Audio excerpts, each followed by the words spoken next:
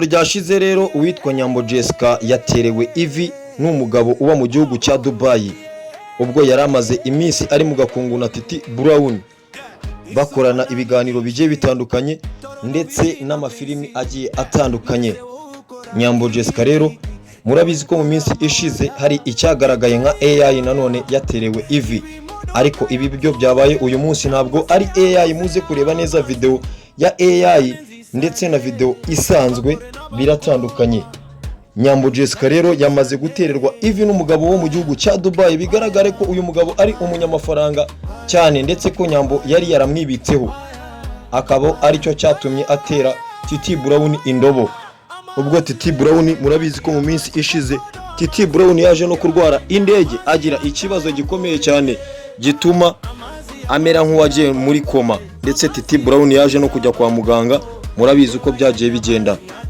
Titi Brown na n'ubu nta gicana uwaka, ndetse na Nyambo babanyeho nko Titi Brown na Nyambo babanyeho nk'injangwe n'imbeba, dore ko n'imishinga bari bafitanye yo gukina na filimi ndetse no gukorana ibiganiro bigiye bitandukanye, ibyo byose byahise bihagarara ubwo Titi Brown yari amaje gukubitwa indobo na Nyambo. Abakobwa b'ubu rero ntago wabizera, niyo mpamvu Titi Brown yizeye Nyambo amuha ibye byose, amwizirikaho ndetse birangira amutereye ivi ku karubanda, birangira Nyambo amukubise indobo itagira amazi. Nyambo rero nawe ntitwamurenganya ubwo yari afite umukire wo mu gihugu cya Dubai, umusore w'imyaka mike cyane.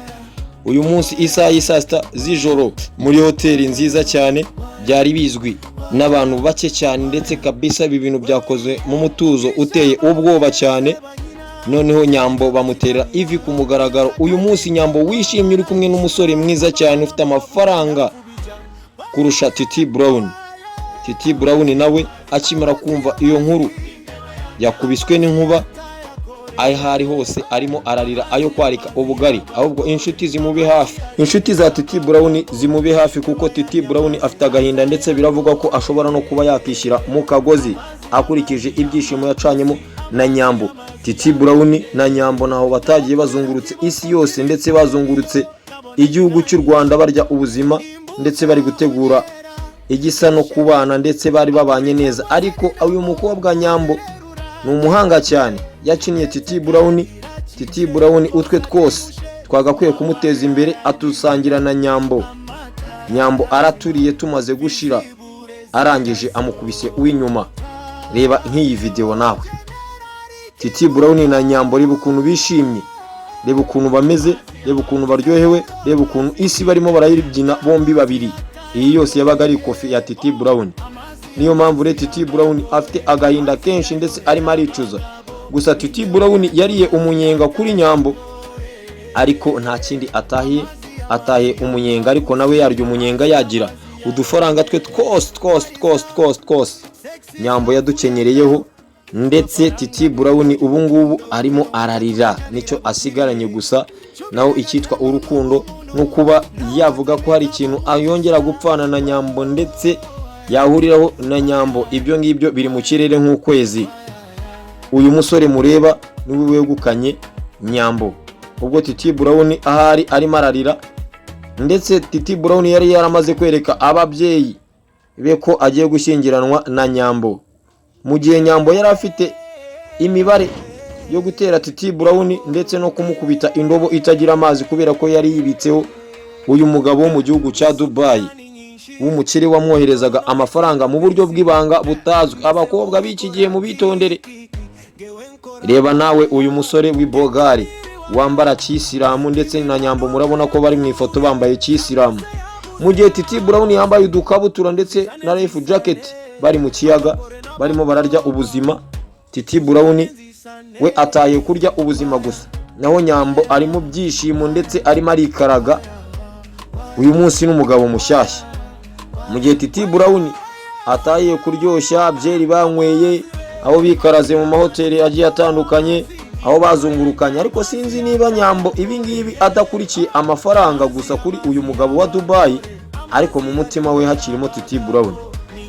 Iby'abastari murabizi, ibimaze iminsi bibaye kuri The Ben na Pamela nabyo murabizi bishobora kuzamera nk'ibya Nyambo n'uyu mugabo mu gihugu cya Dubai.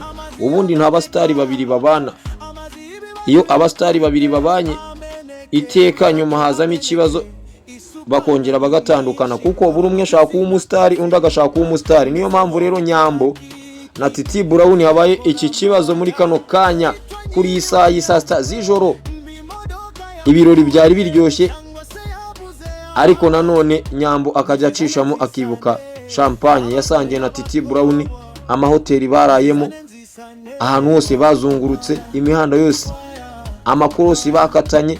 Ariko nanone dore umusore mwiza wo mu gihugu cya Dubai yamaze gutera ivi. Nanone sinzi iki gikosi ninde uzakijyana, kimeze nk'icya The Ben na Pamela.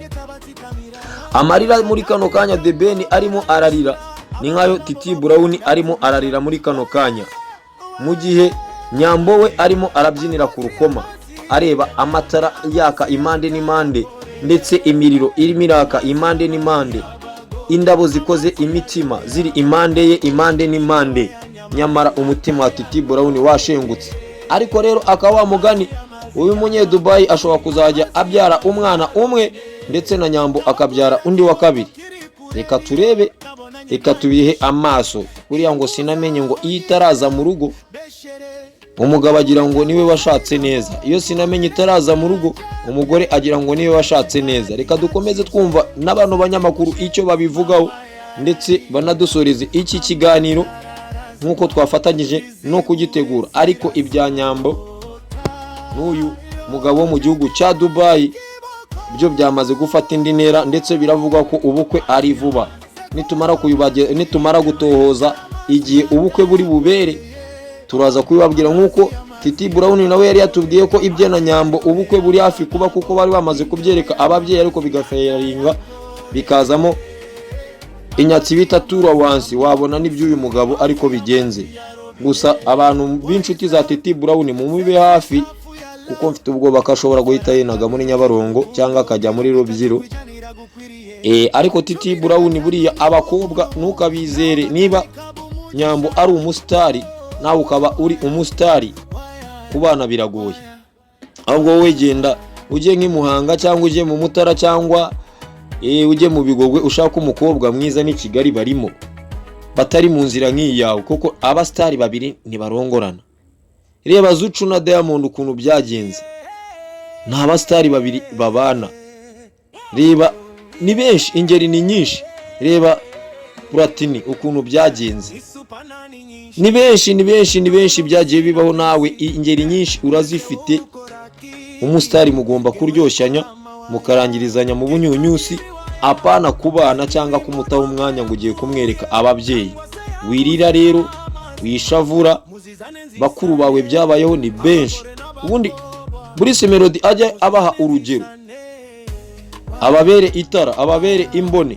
Bruce Melody yarongoye Katarina, muravuga ngo yarongoye umugore ngo sinzi n'iki, ariko Bruce Melody azi ubwenge. Katarina ni umugore wo mu rugo, ni umugore washingira supermarket akicara akayimanaginga, akamenya ko abana bagomba kubaho, ndetse agaha agaciro umugabo we.